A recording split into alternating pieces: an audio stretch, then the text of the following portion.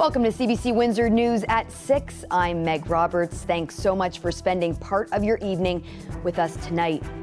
For 34 years, a Windsor man has been making Christmas wishes possible. This year, for the last time, it was his own that was granted. And history in the making. Local fans are waiting in anticipation for the first PWHL game New Year's Day. And it's a Christmas present that is more prone to getting lost. We have some tips from a pro on how to safely use your new drone. Our top story tonight, a multi-million-dollar lawsuit has been launched against a former Windsor police officer. That officer had an intimate relationship with the victim in a domestic violence case that he was investigating. The CBC's Dawson Chen has the details. 6 years ago, Peter Burke was a Windsor police officer specializing in domestic abuse cases.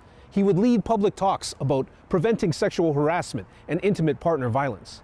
But in November 2017, when assigned one such case, Burke embarked on a sexual relationship with the adult female victim. Last month, that woman filed a $4.5 million civil suit against Burke and the Windsor Police Services Board. According to the statement of claim, Burke took an immediate interest in the victim, who is only identified in the suit with the initials GM. The suit alleges that Burke used his position of authority and trust to manipulate and coerce the victim into sexual activity. Their first sexual encounter allegedly took place in the parking lot of the Windsor Police Collision Reporting Center. Burke's lawyer Raymond Collotti says the woman was flirtatious with Burke, and all sexual activity between them was fully consensual. Collotti says the relationship began after the investigation of the woman's case was completed. The province's Special Investigations Unit found no grounds for criminal charges against Burke. Collotti says the claims in the suit are based on malicious intent, and his client is planning a countersuit.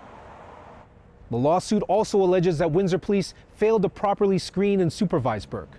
A Police Services Act hearing last year resulted in Burke being demoted to second-class constable. Collotti says his client has since resigned as a police officer. Dawson Chen, CBC News, Windsor. During the holidays, Santa often needs a little help. And when he does, he turns to some special people right here in our community. Those he can count on to spread Christmas cheer. Jerry Lalonde had been doing that for years, but this was his final one. The CBC's Jennifer LaGrassa brings us Jerry's story. Kudos to the mall Santas, but my dad was the best looking Santa. Her dad, Jerry Lalonde, one of the people who helps Santa this time of year. Donning the big red suit, Jerry would visit kids before Christmas. Started doing Santa when we were really young, and you could just see the joy in his eyes whenever he was doing it. His own daughter, Amanda Fowler, found herself lost in those magic moments. My first Christmas play in elementary school, and I got very upset because Dad had to work during my Christmas play to find out that Dad was the Santa Claus in my Christmas play. And when the students went around to have their pictures taken with Santa, my candy cane had gotten stuck in his beard, and Dad was just paranoid that I was going to end up tugging on that candy cane and taking that beard off and revealing his secret. That secret started in 1989 when Jerry first suited up. The twinkle in his eyes came naturally. He went all out to be Santa. He had cotton balls in his mouth to change his voice, Vaseline on his eyebrows with baby powder on it, just to make him look like Santa. Yes, he did everything. Fitting for a man everyone could count on. Always ready to lend a helping hand. He was known as Mr. Fix-It. Born in Sudbury, Mr. Fix-It married Debbie in the early 1980s. They had 3 daughters, moved to Windsor, and Jerry found work in construction. My friends used to say we should just start a business, or I should start a business, saying rent a husband, because he was often gone long hours helping other people. And when the weather turned cold, he'd be out helping Santa. For 34 years, Jerry dressed up as jolly old Saint Nick, spreading holiday cheer. He would just beam from ear to ear. He loved hearing the stories and the way he made people feel. Nearly 2 years ago, he was diagnosed with esophageal cancer. This year, doctors said Jerry didn't have much longer to live.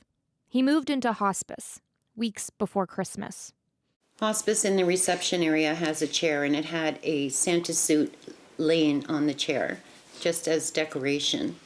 And when Jerry saw that, he said, "Oh no, it needs me." He looked at the doctor and just said, "I have one last favor. I really want to do Santa one last time." Dad's eyes lit right up once he put that suit back on. Santa's twinkle still there, But something new this year, a surprise.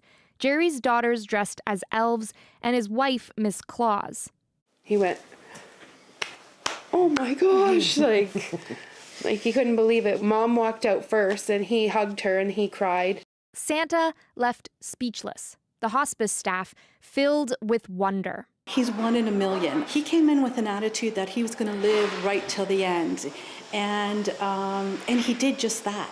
A week after hanging up his Santa suit for the final time, Jerry died. He was 67 years old. His family says his Christmas spirit will carry on, knowing the suit wasn't all that made him shine. Have a holly jolly Christmas. It's the best time of the year. If there were more Jerrys in this world, It would be a better place. Somebody waits for you. Kiss her once for me. Have a holly. Jennifer LaGrassa, CBC News, Windsor. I know Santa Claus couldn't be more proud. You heard there about Jerry's final wish made possible by Windsor Essex Hospice. Well, this week, thousands and thousands of dollars were raised for the organization as hundreds of hockey players got on ice for the annual Hockey for Hospice tournament. And organizers say this year's donation total has broken records.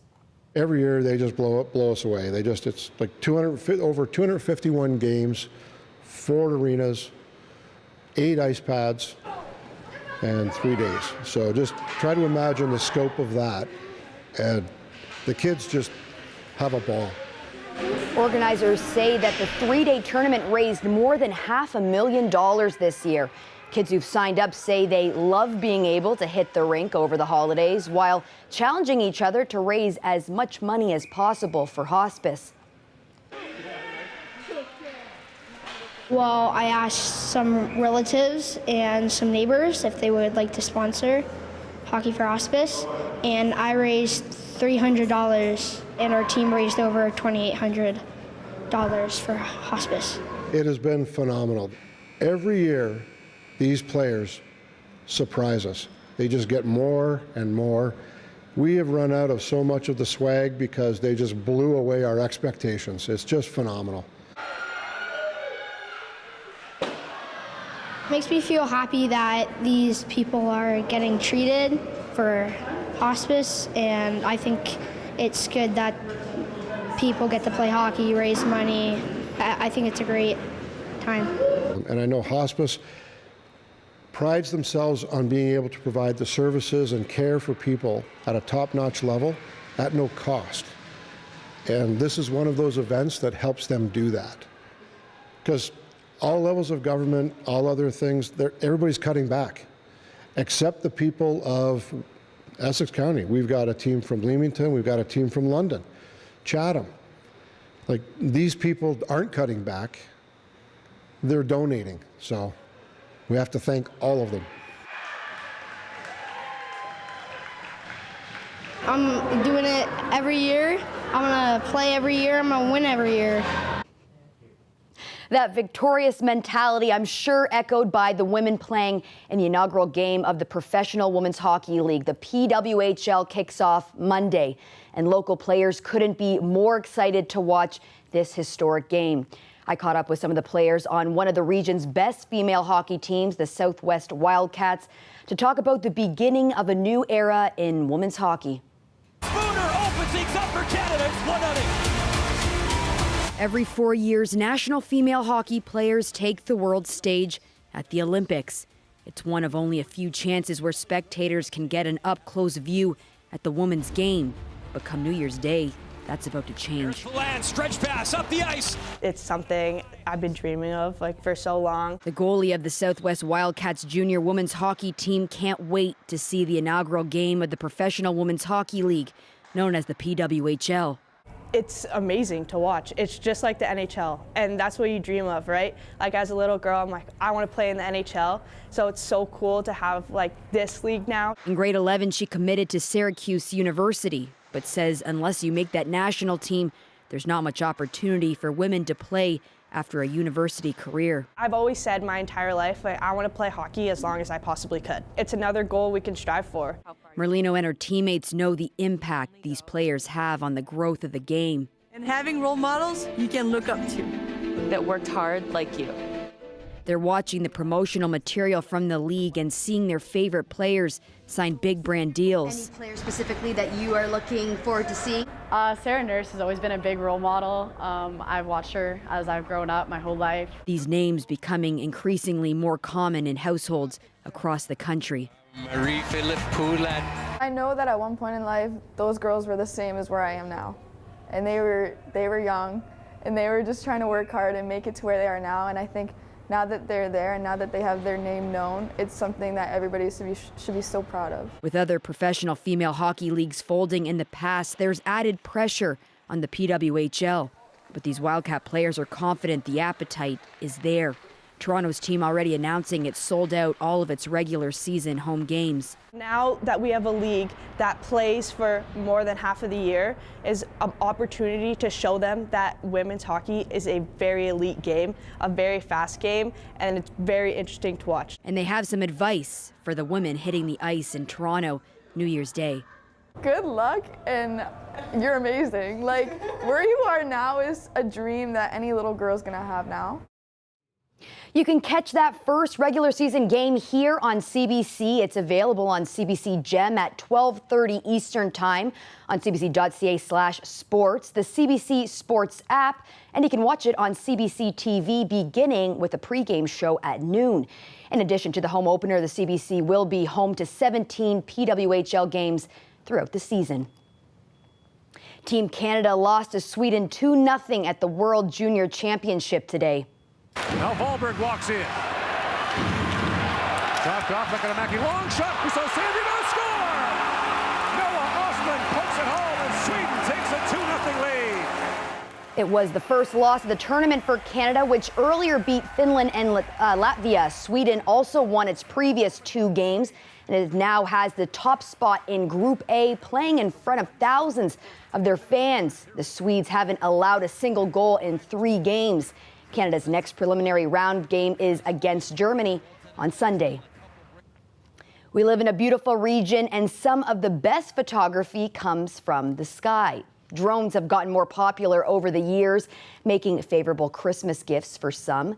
But if you don't have any experience flying, they might be hard to control. Our video producer Mike Evans spoke with a family who lost theirs right after opening it on Christmas.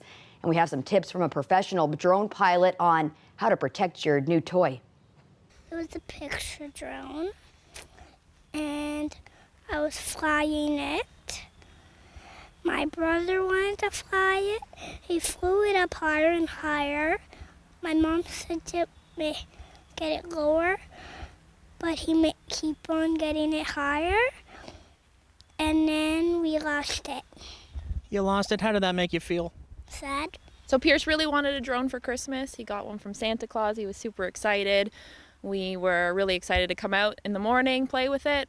We were just over here in the street flying it, and Pierce let his brother take a turn, and we lost control pretty quickly. So about 10 minutes into opening it up, we had lost it. You know, we put the post on Facebook, and there was a kind of an outpouring of support from people in the community, checking their yards and seeing if they could find it. There was even a little boy who said he has a drone, he'll go out and try and find it for us. Unfortunately, we didn't, but maybe it'll turn up in the next couple of days. So we're trying to educate people on how not to lose a drone. Do you have any tips? Sure, yeah. Drones have become a really popular Christmas gift these days, and you can get them right out of the box and get them in the air almost right away, and before you know it, if you're not careful, it's gone. They can fly away on you if you're not connected to GPS properly, or you can fly them right into a tree. So it's always best practice when you get your drone out in an open area to learn how to fly it first. Do a check before you get up in the air. Look up, are there any wires overhead? Are there any trees? A lot of these modern drones have sensors that will stop it from flying into a wall, but they're not great about stopping it from flying into a tree branch. Best practices are to always have eye line of sight when you're flying. You never want to fly it so far away that you can't see it visually. A lot of these drones have a camera built on them, and you can look at the feed of what the camera is seeing, but you should always maintain visual line of sight when you're flying. Leave it to your sibling to lose your Christmas gift. You can never be certain about what the new year will bring, but as for the weather forecast, well, we might be in for a little snow. We have your full New Year's forecast coming up after the break.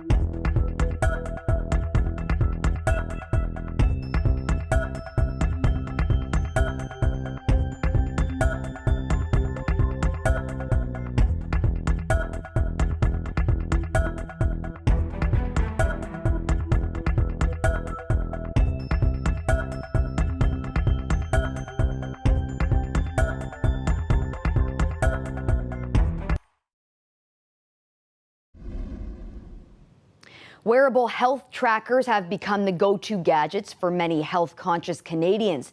They claim to measure everything from steps and calories to stress levels. The CBC's Christine Burek looks at whether the devices actually help healthy people. It seems there's an app now for everything. There really is this growing obsession with monitoring all aspects of your life, from your poop, your microbiome, to your sleep. He's not kidding. You can check out your heart rate, body temperature, even analyze your personal gas emissions. But how useful is all this data? And the idea is, I think, that more data is better and that it's empowering, but there's no evidence it's making us any healthier. He says a big push for metrics routinely comes from wellness doctors selling books and anti-aging products and talk radio. This is the kind of stuff that really tells you about your metabolic health. There's no way to lie with a continuous glucose monitor. Continuous glucose monitors, or CGMs, are life-saving devices for people with diabetes. click this in. But we wanted to know, can they really benefit everyone? I'm gonna put the sensor on. 3, 2, 1. The device tracks glucose levels, a type of sugar in your body. And now I'm going to have a bit of juice, and I'm gonna eat something so we can see what it does to my glucose. Certain foods break down into glucose, which feeds and fuels our cells. But first, our pancreas needs to produce a hormone called insulin. It works like a key that opens our cells to let glucose in. For those with diabetes, the pancreas doesn't make enough insulin, or their cells don't react to it. If blood glucose levels run too high, that can cause wear and tear on the body. But if blood glucose levels drop too low, the brain stops working and people can lose consciousness. Doctors say based on these readings, people with diabetes can take insulin or make changes to manage glucose levels. As for people without the disease, we don't really know what normal is because we've really applied this to people with diabetes. And so we know what diabetes looks like, but we don't have a lot of data that tells us what normal is. An hour later, we asked a dietitian what my glucose readings indicate. It's a normal physiological reaction for glucose to rise after we eat carbohydrates. It's not a bad thing. She adds, all these metrics aren't completely harmless. They can create anxiety and fears. If I use a glucose monitor and I'm not diabetic and I see that my glucose goes up higher when I eat an apple than when I eat raspberries, am I going to therefore be afraid to eat an apple? We're dealing with... She says proven health hacks include eating more plant-based foods and doing exercises you enjoy. Christine Burak, CBC News, Toronto.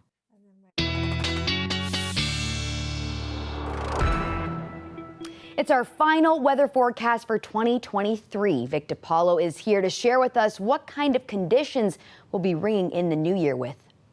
Meg, another wet day here in Windsor, but you know what? When we're coming towards Saturday, it's finally going to be a beautiful sunny day. And we get closer towards the weekend. On Sunday, we're going to get a bit of snow coming our way. Now, as mentioned, it's going to be a rainy night, mix of snow coming in as well, too. And when it comes to Saturday, it will be sunny. Now, we are expecting snow on New Year's Eve, but before we get there, let's talk about some average temperatures this time of year. For December 29th, your average high is 0 degrees, and your average low is -6.8. Now, speaking of tonight, here's what we're going to be expecting. As you do see, we're going to get a bit of that rain, a bit of that snow coming our way. But as you do get closer towards the early morning for Saturday, the skies start to clear up, and we get to experience the brightness of that sun. Now, that sun's going to last for the majority of Saturday, which is good news, starting off our day well, and all the way through as things start to clear up for the majority of the region. But as we get towards your Sunday morning, you will see a shift in the skies. It will be getting cloudy, and the reason that it's going to get more cloudy is because there is snow coming our way. Starting the day for Sunday, you will see the snow start to come down, and that snow is going to last all the way through until about midnight. Now, as it gets closer to midnight, you does see it does start to ease up. It doesn't come down as heavy as it was earlier, but still, you want to make sure you are prepared if you're going to be outdoors because the snow will be falling all the way through until Monday. But as you start your Monday, as you do get closer towards the New Year's, you will notice 2024 has some sunny days. Now, speaking of tonight, it's going to be -2, feeling like -5, and you do see over there will be a bit of precipitation. But looking at our 3- and 7-day forecast, what we could expect, well, bright days, a nice, beautiful, bright Saturday. It's going to be a high 4 degrees, low of -1. We're expecting that snow on New Year's Eve, but New Year's will be a high of 1 degree with a low of -3. And taking a look at Tuesday, Wednesday, Thursday, and Friday, we do see that it's going to be beautiful, sunny days ahead, no precipitation in store. So out of all the 7 days, we'll just take the 1 day of snow to wrap up 2023, and it looks like things are quite bright for the new year. Hope you all have yourselves a happy new year in Windsor, and make sure you stay dry tonight and stay safe on New Year's Eve. Over to you. Well, thanks so much for that, Victor. Do you have any New Year's plans? Maybe a big party, a nice dinner, or just being tucked away at home? Coming up, we spoke with some Windsorites about how they're ringing in 2024.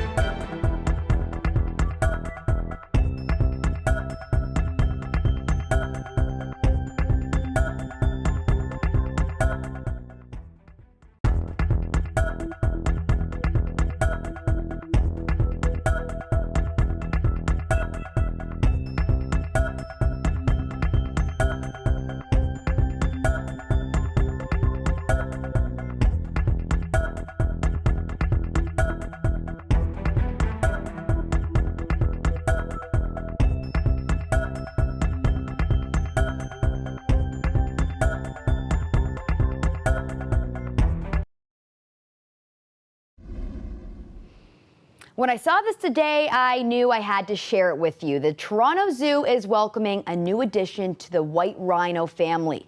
A calf was born yesterday morning to 14-year-old white rhino Sabby. It's her first baby, and for the team at the zoo, it was a long-awaited arrival. The natural 60 months are a long go, but the excitement just kept climbing, you know, as we got close to Christmas Day, not knowing when the special day would be. There's first-time mom Sabby with her little newborn, who is already up and moving around the pen. It's a big deal for the zoo, as the white rhino is considered a near-threatened species. The new year begins on Monday. New York is known for the big ball drop, but today they had a special opportunity to say goodbye to 2023. We are saying goodbye to 2023 for Good Riddance Day here in Times Square. Devontae, make 2023 disappear. Wow. It's the 17th anniversary of Good Riddance Day in Times Square. People passing by are encouraged to write down any of the negative things that have happened in the previous 12 months, any bad memories or experiences. They hand over the pieces of paper, and a magician then works his magic, and poof, the bad memories disappear into thin air. So you're working with a clean slate to start the new year, which makes it easier to piece together all your hopes and dreams for 2024.